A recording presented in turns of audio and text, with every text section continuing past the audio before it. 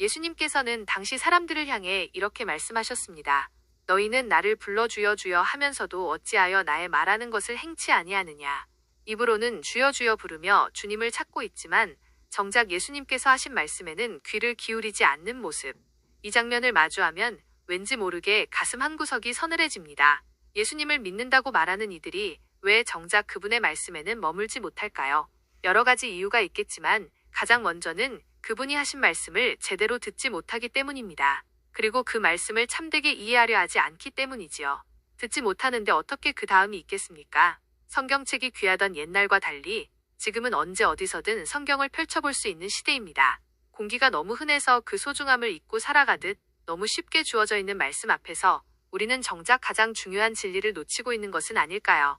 예수님께서는 반석 위에 깊이 주초를 놓고 집을 지은 사람은 거센 홍수와 탕류가 밀려와도 요동하지 않는다 하신 반면에 말씀을 듣고도 흘려버리는 자는 주초 없이 흙 위에 집을 지은 사람과 같아서 탕류가 부딪히는 순간 속절없이 무너져 내린다고 하셨습니다. 그렇다면 우리는 과연 무엇을 듣고 어디에 집을 짓고 있는 것일까요? 예수님 당시의 유대인들을 떠올려 봅시다. 그들은 평생 무엇을 듣고 배우며 신앙의 집을 지었습니까? 모세의 율법, 곧 토라, 모세오경이었습니다. 율법을 지키고 구약의 규례를 따르는 것이 곧 하나님을 섬기는 길이라 굳게 믿지요. 오늘날의 현실은 또 어떠합니까? 교회 안에서는 여전히 구약의 이야기들이 중심을 이루고 서신서나 교단이 만든 교리 혹은 요한계시록의 예언들이 신앙의 뼈대로 주어지곤 합니다. 여기서 우리 자신에게 정직한 질문을 던져봐야 합니다.